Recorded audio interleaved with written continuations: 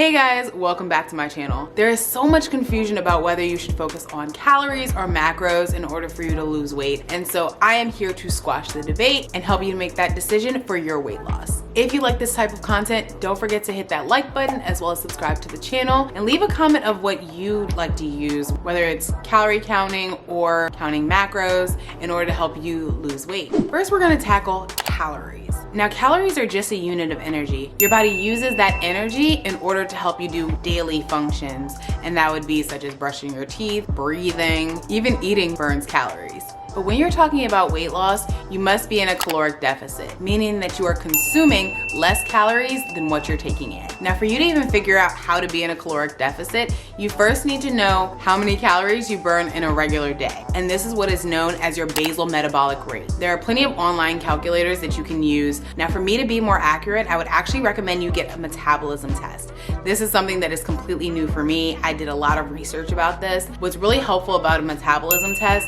is that it's personalized to you. It helps you to know exactly how many calories you burn on any given day while you're fasted. Now, once you figure out how many calories you burn on any given day, you'll want to be eating less than that, but you want to make sure that you do this strategically. At a minimum, your body needs to have at least 1,200 calories per day. Anything less than that, you really start to mess with your hormones, you start to mess with your natural bodily functions, such as your period. So you don't want to mess with that. You want to make sure that you're getting at least 1,200 calories per day. One thing you want to keep in mind is that your exact number of calories that you're burning changes from day to day. One day you could be burning 1,600 calories, the next day you could be burning 1,650 calories. It just really depends. But when you're looking to lose weight, you want to make sure that you are being strategic in how you're doing it. Figuring out how much weight you want to lose per week will really help you to get started with that. Losing 1 to 2 pounds per week is definitely manageable, and it's also something that is sustainable.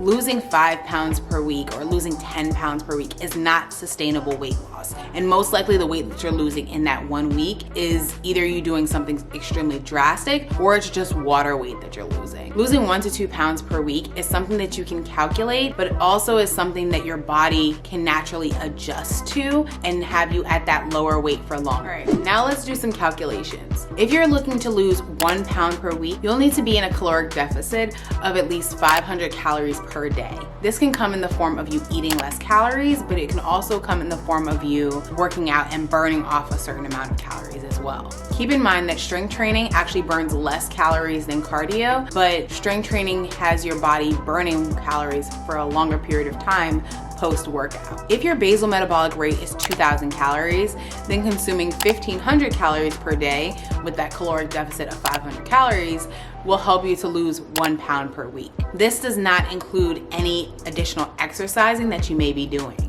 And of course, if you're looking to lose more pounds per week, this would actually help you to lose more weight at a faster pace. But remember, you want to be strategic about this, and 1 to 2 pounds per week is what you need to have.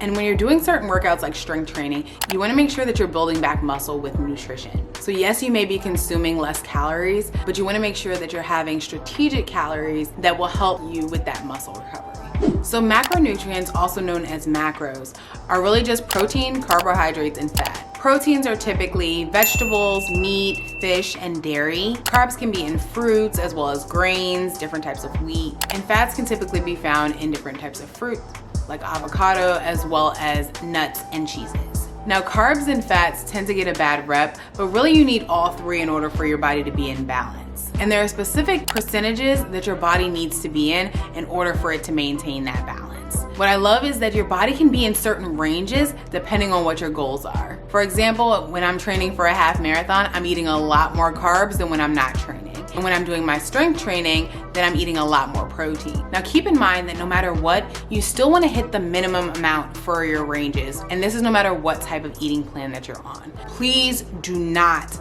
cut out food groups because they're told to be bad. There is no such thing as a bad macro. You need all three. Do not cut out fats, do not cut out carbs, do not cut out protein. Your body needs those. Not meeting these minimums can really hurt your body and you may not even be able to do the workout and do all the things that you're trying to do. You have to hit those minimums. Now, if you're trying to figure out which you should use in order for you to lose weight, to be honest, you actually need a combination of both. That may not be the answer that you're looking for, but that's actually what you need. You need to consider not just a number when it comes to your calories, but you need to know the content of the food as well. If you're consuming 1,500 calories, but it's all junk, just chips, maybe Pop-Tarts, all types of desserts, that will not sustain your body. You need to have your body in a balance of those macros, as well as being in a caloric deficit in order for you to see progress with your weight loss. And calories are great to know, but it doesn't account for food quality. And macro percentages are great to know as well, but it won't help you if you're not in a caloric deficit. This is the reason both macros and calories are available on a nutrition label. If you're looking to figure out how to read a nutrition label, then you definitely want to check out this next video. And don't forget to hit that like button on this video, as well as leave a comment and subscribe to the channel. Thank you so much for watching, and I'll see you in the next video. Bye guys.